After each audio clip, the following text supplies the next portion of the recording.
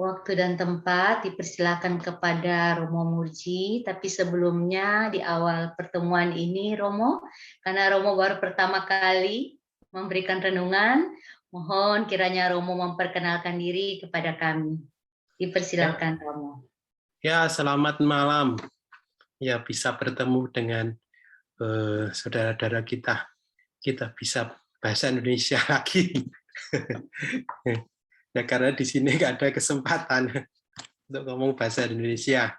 Ya, nama saya Romo Murji, asalnya dari Bantul, Yogyakarta. Saya masuk dalam kongregasi misi CM, ditabiskan tahun 2006, bulan Agustus. Lalu pada Januari 2007 saya misi di Taiwan sampai sekarang.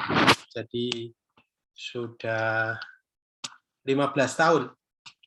Saya di sini di Taipei di satu paroki, ya nggak banyak umatnya, nggak sampai 200 di Tianmu.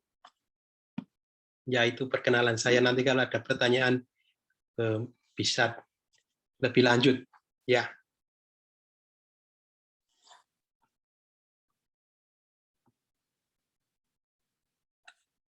Terus langsung masuk ke tema ya. Iya, Romo, dipersilakan. Ya, pada malam hari ini kita akan merenungkan satu devosi, yaitu devosi kepada Bunda Maria, medali wasiat. Ini saya share screen dulu ya.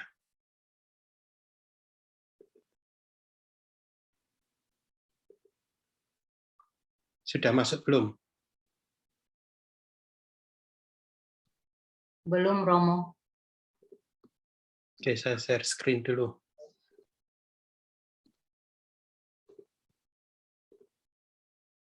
Ya. Sudah ya? Sudah, Romo. Ya, malam hari ini kita akan merenungkan ini, devosi kepada Bunda Maria medali wasiat. Jadi di gambarnya sudah kita jelas, mungkin ada yang sudah tahu. Ini biasanya disebarkan oleh suster-suster Putri Kasih dan Romo-Romo CM. Nah, ini devosi ini mulai di Prancis, itu abad ke-18. Ini karena penampakan Bunda Maria kepada Suster Katarina Labore. Itu dalam doanya, itu yang penting adalah doa yang minta Maria, oh Maria yang dikandung tanpa noda dosa, doakanlah kami yang telah memohon perlindunganmu. Nah, ini devosi ini adalah dengan mengenakan ya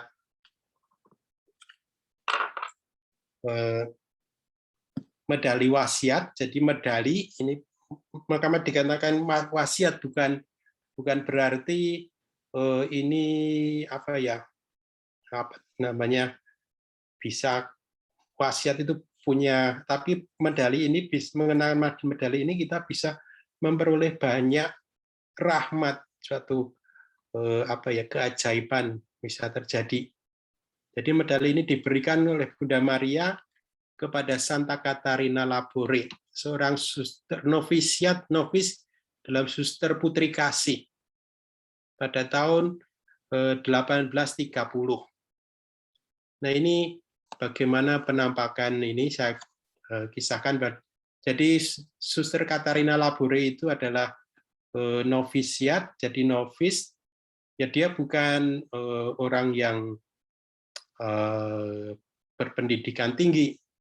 Ya dia sebagai suster, dia kerjanya di dapur masak untuk orang-orang jompo.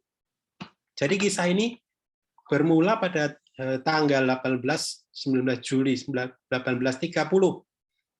Itu pada suatu malam ada seorang malaikat membangunkan dia dalam komunitas. Waktu itu dia masih novis, jadi baru masuk ke dalam serikat itu. Dia mengatakan, ya Bunda Maria kepada Suster Katarina Labore, mengatakan, anakku, aku akan memberimu suatu misi.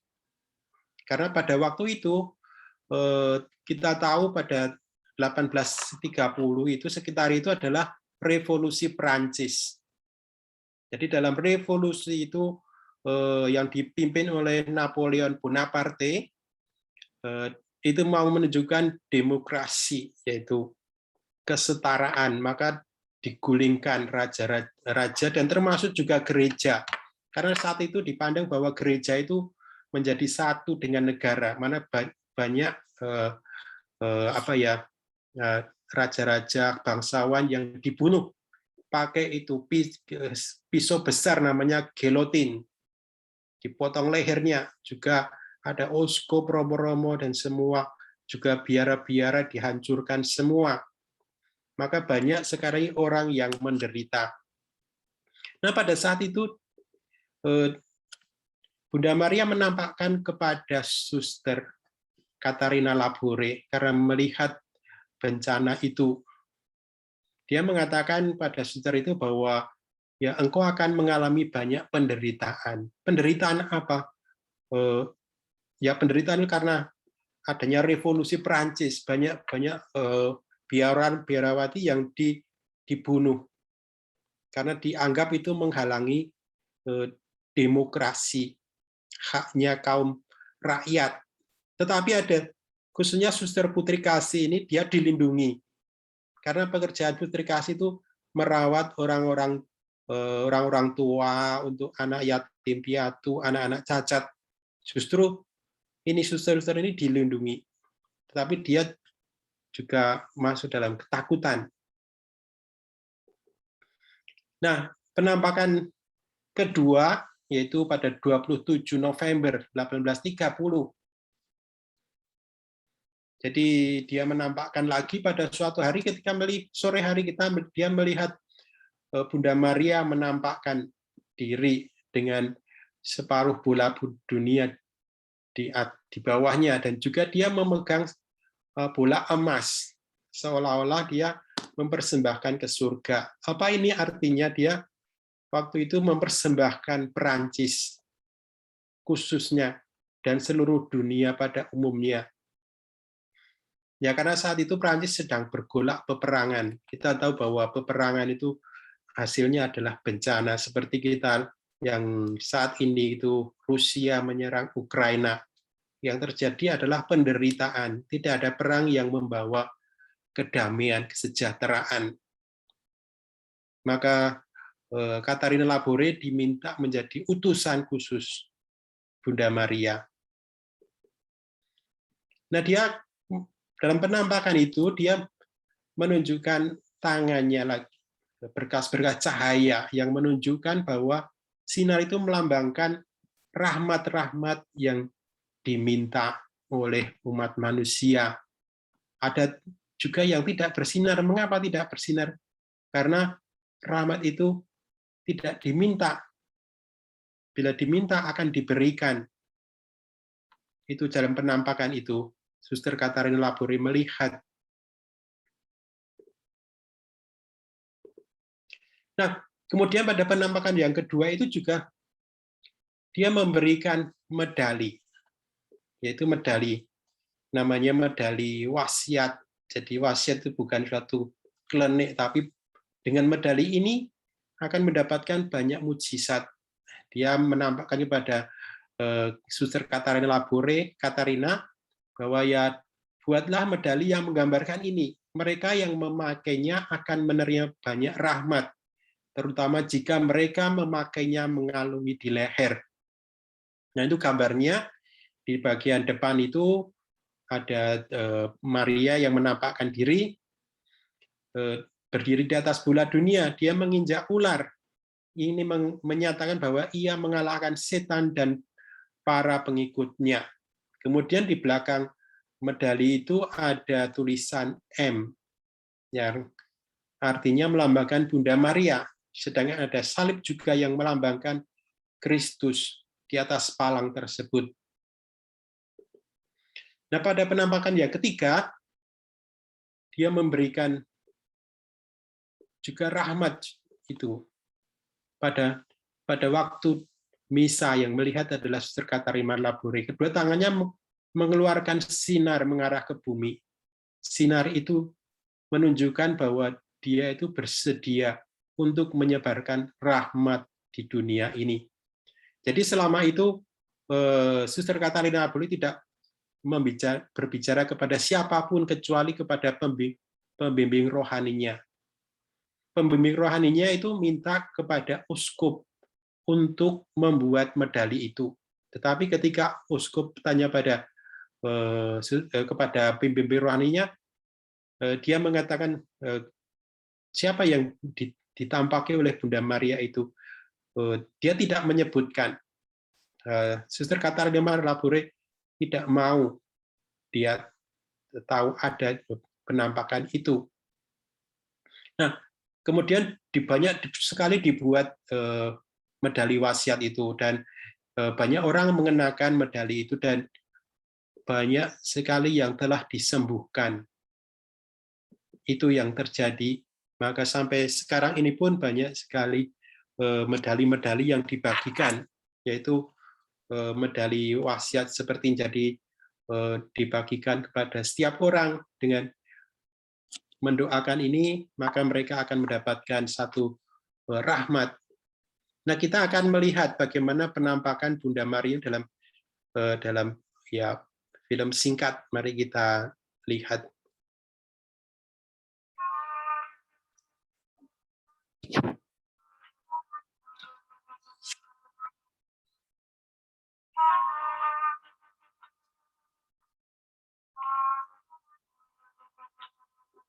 Wake up, the Blessed Virgin is waiting for you.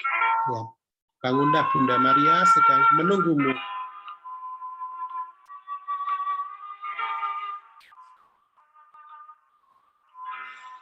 The Blessed Virgin is waiting for you.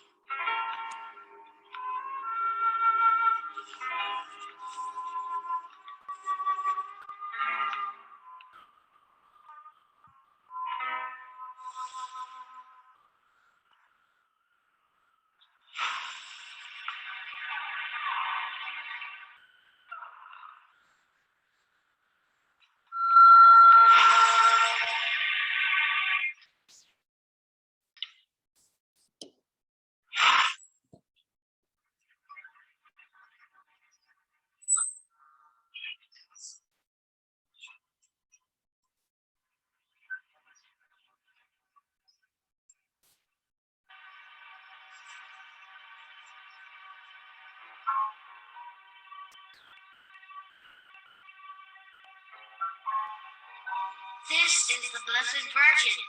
Inilah Bunda Maria, tetapi kelihatan dia bingung. This is the Blessed Virgin.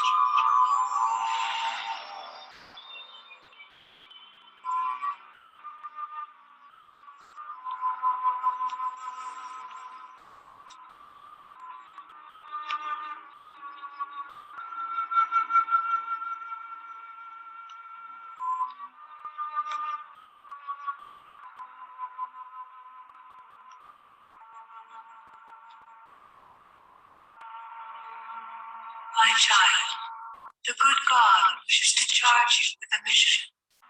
You will have much to suffer. Anakku, Allah akan memberimu misi, tetapi kamu akan menderita banyak penderitaan. You will know what the good God wants. You will be contradicted, but have no fear. You shall have grace, have confidence. Kamu akan menjadi banyak pertentangan, tetapi percayalah Tuhan The besertamu. whole world will plunge into every kind of misery. But come to the foot of the altar. There, graces will be shed Datanglah upon kepada all, altar great and small, who dan ask for them. persembahkan dirimu kepada Allah. I shall be with you. Aku akan selalu besertamu. I will grant you great graces. The moment will come when danger will be extreme. Akan ada sengsara yang melanda Prancis, perang, I will be with you. Have tapi confidence. aku akan besertamu You will selalu. recognize my coming and the protection of God. Have confidence.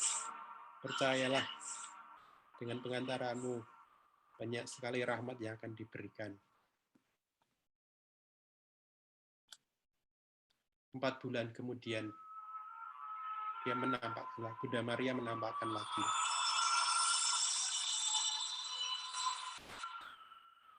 Most Holy Mother,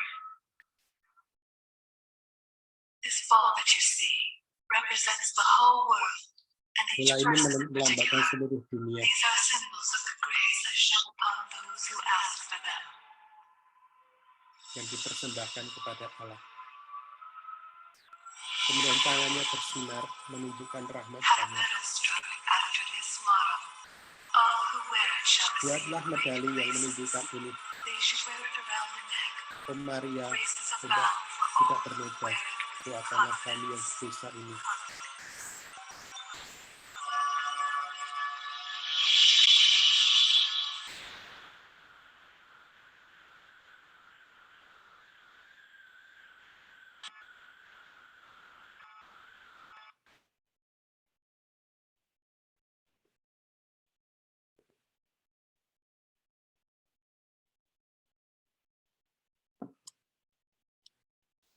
Ya, ini sekarang kita mau melihat arti dari gambar medali wasiat itu. Di bagian depannya itu ada penampakan Maria yang tak bernoda. Kemudian ada bola menunjukkan seluruh dunia.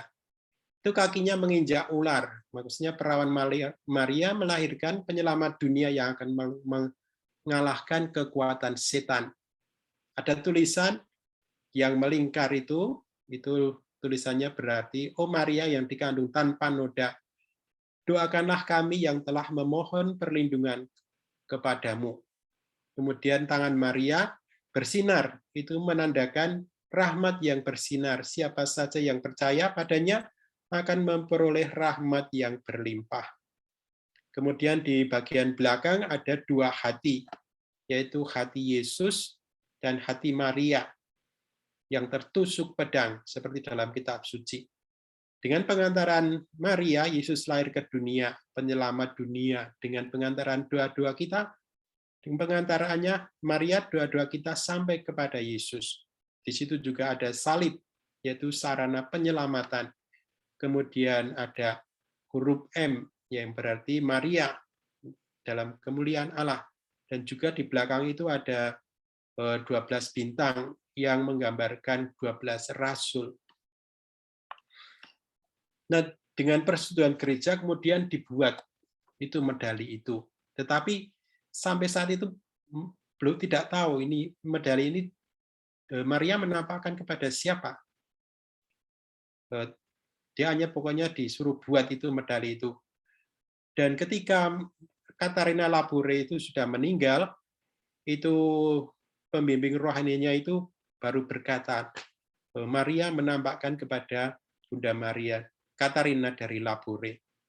Jadi ini medali wasiat itu bukan satu tahayul, bukan jimat ya, melainkan adalah melalui medali ini kita akan menerima rahmat, iman, dan kuasa doa kita. Nah itu kita berdevosi bukan kepada medalinya, tetapi kepada Bunda Maria. Tuhan hanya menggunakan medali ini sebagai sarana.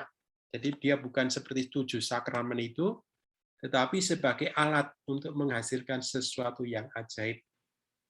Nah, ketika Bunda Maria terberkati memberi medali itu kepada Katarina, ia berkata, sekarang medali ini harus diberikan kepada seluruh dunia, ke seluruh dunia kepada setiap orang, dan mengajak kita untuk kembali ke altar Tuhan. Ya, itu ya sharing saya. Nanti kalau ada beberapa pertanyaan, ya kita bisa jawab untuk jelaskan. Ya, terima kasih.